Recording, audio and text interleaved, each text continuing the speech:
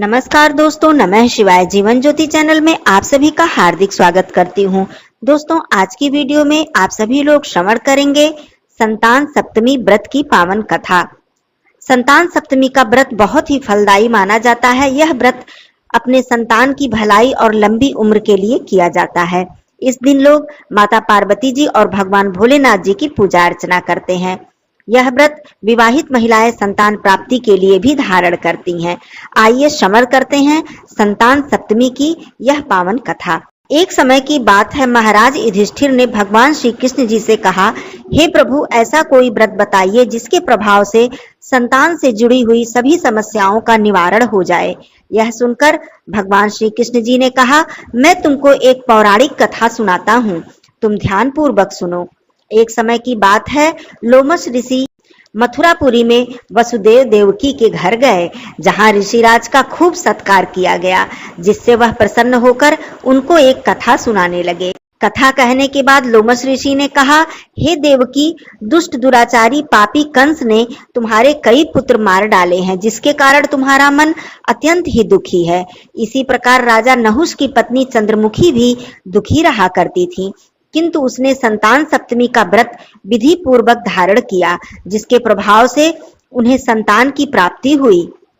यह सुनकर देवकी ने हाथ जोड़कर मुनिराज से कहा, हे मुनिराज, कृपा करके रानी चंद्रमुखी का संपूर्ण वृत्तांत तथा इस व्रत को भी विस्तार पूर्वक मुझे बताइए, जिससे मैं भी इस दुख से छुटकारा पा सकूं। तब लोमश ऋषि ने कहा, हे देवकी, अयोध्या के राजा नहुष थे और उनकी पत्नी चंद्रमुखी अत्यंत ही सुंदर थीं। उनके नगर में विष्णुगुप्त नाम का एक ब्राह्मण रहता था। उस ब्राह्मण की स्त्री का नाम भद्रमुखी था। वह भी अत्यंत रूपवती और गुणवती थी। रानी और ब्राह्मणी में अत्यंत ही प्रेम था। एक दिन वे दोनों सरयू नदी में स्नान करने के लिए गईं। वहां उन्होंने देखा कि वहां पर बहुत सारी स्त्रियां स्नान करके सुंदर वस्त्र धारण करके एक मंडप में भगवान शिव जी और माता पार्वती जी की मूर्ति स्थापित करके पूजन अर्चन कर रही थीं। रानी और ब्राह्मणी ने यह देखकर उन स्त्रियों से पूछा कि बहनों, तुम किस देवी और देवता का पूजन कर रही हो और यह पूजन किस कारण से कर रही हो? इस पूजन से तुम्हें कौन सा फल प्राप्त होगा? यह सुनकर स्त्रियों ने कहा कि हम संतान सप्तमी का व्रत कर रहे हैं और हम भगवान शिव जी और माता पार्वती जी का पूजन चंदन, अक्षत और षोडशोपचार विधि से कर रहे हैं। यह सब करने से हमारे संतान का कल्याण होगा तथा हमारी संतान दीर्घायु होगी। यह सुनकर रानी और ब्राह्मणी ने भी इस व्रत को करने का मन ही मन में संकल्प ले लिया और अपने घर वापस आ गई। ब्राह्मणी भद्रमुखी तो इस व्रत को नियम पूर्वक करती रही, किंतु रानी चंद्रमुखी राजमद के कारण इस व्रत को कभी करती थी और कभी नहीं करती थी। कुछ समय बाद दोनों की मृत्यु हो गई। दूसरे जन्म में रानी ने बंदरिया तथा ब्राह्मणी ने मुर्गी की योनि में जन्म लिया। ब्राह्मणी मुर्गी की योनि में जन्म लेने के बाद भी कुछ नहीं भूली और भगवान शिव जी तथा माता पार्वती जी का ध्यान करती रही, परंतु रानी बंदरिया की योनि में भी सब कुछ भूल गई। थोड़े समय बाद दोनों ने यह देह भी त्याग दी। अब इनका तीसरा जन्म मनुष्य योनि में हुआ। उस ब्राह्मणी ने एक ब्राह्मणी के यहाँ कन्या रूप में जन्म लिया। उस ब्राह्मण ने अपनी कन्या का नाम भूषण देवी रखा तथा उसका विवाह गोकुल निवासी अग्निशील ब्राह्मण से किया। भूषण देवी इतनी सुंदर थी कि वह आभूषण रहित होते हुए भी अत्यंत सुंदर लगती थी। कामदेव की पत्नी रति भी उनके सम्मुख लजाती थी। भूषण देवी के अत्यंत सुंदर सर्वगुण संपन्न चंद्रमा के समान धर्मवीर, कर्मनिष्ठ, सुशील स्वभाव वाले 8 पुत्र उत्पन्न हुए। यह सब भोलेनाथ जी के व्रत का प्रभाव था। दूसरी ओर शिव विमुख रानी के गर्भ से कोई भी पुत्र पैदा नहीं हुआ। वह निसंतान और दुखी रहने लगी। रानी और ब्राह्मणी में जो प्रीति पहले जन्म में थी वह अब भी बनी रही। रानी जब वृद्ध अवस्था को प्राप्त होने लगी तब उसे गूंगा, बहरा तथा बुद्धिहीन अल्प आयु वाला पुत्र उत्पन्न हुआ। वह 9 वर्ष की आयु में ही इस संसार को छोड़कर चला गया। अब तो रानी पुत्र शोक में और भी ज्यादा दुखी और व्याकुल रहने लगी। दैव योग से भूषण देवी ब्राह्मणी रानी के यहाँ अपने पुत्रों को लेकर पहुंची। रानी का हाल सुनकर उसे अत्यंत कष्ट हुआ। परंतु इसमें किसी का क्या बस चल सकता था। कर्म और प्रारब्ध के लिखे हुए को तो स्वयं ब्रह्मा जी भी नहीं टाल सकते थे। रानी अपने कर्म से विमुख हो गई, इसी कारण उसे यह दुख भोगना पड़ा। इधर रानी पंडितानी के वैभव और 8 पुत्रों को देखकर मन में ईर्ष्या करने लगी तथा उसके मन में पाप उत्पन्न हो गया। उस ब्राह्मणी ने रानी का संताप दूर करने के लिए अपने 8 पुत्रों को रानी के पास छोड़ दिया। रानी ने पाप के वशीभूत होकर उन ब्राह्मणी के पुत्रों की हत्या करने के विचार से लड्डू में विष मिलाकर उनको खिला दिया, लेकिन शिव जी की कृपा से एक भी बालक की मृत्यु नहीं हुई। यह देखकर रानी अत्यंत ही आश्चर्य में पड़ गई और इस रहस्य का पता लगाने के लिए मन में ठान लिया। भगवान की पूजा से निवृत्त होकर जब भूषण देवी आई तो रानी ने उससे कहा, मैं तेरे पुत्रों को मारने के लिए इनको जहर मिलाकर लड्डू खिला दिया, परंतु इनमें से एक भी पुत्र नहीं मरा। तूने कौन सा दान पुण्य तथा कौन सा व्रत किया है जिसके कारण यह तेरे पुत्र नहीं मरे और तू नित नए सुख भोग रही है? तेरा बड़ा ही सौभाग्य है, इसका भेद तू मुझे बता। निष्कपट होकर मुझे समझा, मैं तेरी ऋणी रहूंगी। रानी के ऐसे दीन वचन सुनकर भूषण ब्राह्मणी कहने लगी, सुनो, मैं तुमको 3 जन्म का हाल बताती हूँ, सो ध्यान पूर्वक सुनो। पहले जन्म में तुम राजा नहुष की पत्नी थी, तुम्हारा नाम चंद्रमुखी था और मेरा नाम भद्रमुखी था। मैं ब्राह्मणी थी, तुम अयोध्या में रहते थे, हमारी तुम्हारी बहुत ही प्रीति थी। एक दिन हम तुम सरयू नदी में स्नान करने गए, वहां पर हम दोनों ने दूसरी स्त्रियों को संतान सप्तमी का व्रत उपवास करते हुए देखा और शिव जी माता पार्वती जी का पूजन करते हुए देखा। वहीं पर हमने इस उत्तम व्रत को करने की प्रतिज्ञा ली थी, किंतु तुम सब कुछ भूल गई और मैंने आचार विचार पूर्वक नियम पूर्वक सदैव इस व्रत को धारण किया। दूसरे जन्म में तुमने बंदरिया का जन्म लिया और मुझे मुर्गी की योनि मिली। भगवान शिव जी की कृपा से तथा इस व्रत के प्रभाव से इस जन्म में भी मैं इस व्रत को नहीं भूली, परंतु तुम इस जन्म में भी इस व्रत को करना भूल गई। मैं तो समझती हूँ कि तुम्हारे ऊपर भारी संकट है, उसका यही एकमात्र कारण है और कोई दूसरा कारण हो ही नहीं सकता। इसीलिए मैं कहती हूँ कि अब से तुम संतान सप्तमी का व्रत विधि पूर्वक करो, जिससे तुम्हारा यह संकट दूर हो जाए।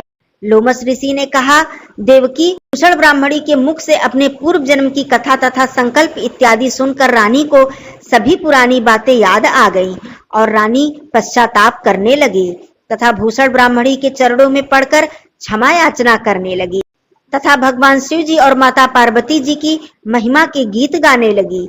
उस दिन रानी ने नियमानुसार संतान सप्तमी के व्रत का पालन किया, जिसके प्रभाव से रानी को संतान सुख भी मिला तथा संपूर्ण सुख को भोग कर रानी शिवलोक को गई।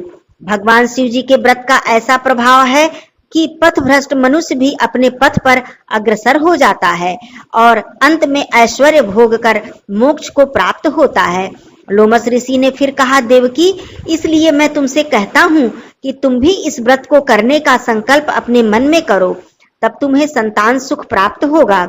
इतनी कथा सुनकर देवकी ने हाथ जोड़कर लोमस ऋषि से कहा, हे ऋषिराज, इस पुनीत उपवास को मैं अवश्य ही धारण करूंगी, किंतु आप इस कल्याणकारी एवं संतान सुख देने वाले उपवास का विधान, नियम, विधि आदि मुझे विस्तार से समझाइए। यह सुनकर ऋषि बोले, हे देवकी, यह पुनीत उपवास भादो मास के शुक्ल पक्ष की सप्तमी तिथि के दिन किया जाता है। उस दिन ब्रह्म मुहूर्त में उठकर किसी नदी अथवा कुएं के पवित्र जल में स्नान करके निर्मल वस्त्र धारण करने चाहिए। भगवान भोलेनाथ तथा माँ जगदम्बा पार्वती जी की मूर्ति की स्थापना करनी चाहिए। इन प्रतिमाओं के सम्मुख पुष्प, अक्षत, धूप, दीप तथा षोडशोपचार विधि से पूजन अर्चन करना चाहिए तथा भगवान शिव जी और माता पार्वती जी की आरती करनी चाहिए। उसके बाद 7 पुआ बनाकर भगवान भोलेनाथ जी को भोग लगाना चाहिए तथा यथाशक्ति 7 सोने अथवा चांदी की अंगूठी बनवाकर इन्हें तांबे के पात्र में रखकर इनका भी षोडशोपचार विधि से पूजन करना चाहिए और यह किसी सदाचारी धर्मनिष्ठ ब्राह्मण को दान देना चाहिए। उसके पश्चात 7 पुए को प्रसाद के रूप में ग्रहण करना चाहिए। इस प्रकार इस व्रत का पारायण करना चाहिए। हे देवकी, प्रत्येक माह की शुक्ल पक्ष की सप्तमी तिथि के दिन इस व्रत को धारण करने से तथा नियम पूर्वक इसका पालन करने से समस्त पाप नष्ट हो जाते हैं और भाग्यशाली संतान की उत्पत्ति होती है और अंत में शिवलोक की प्राप्ति होती है। हे देवकी, मैंने तुमको संतान सप्तमी व्रत की संपूर्ण विधि विस्तार सहित बताई है।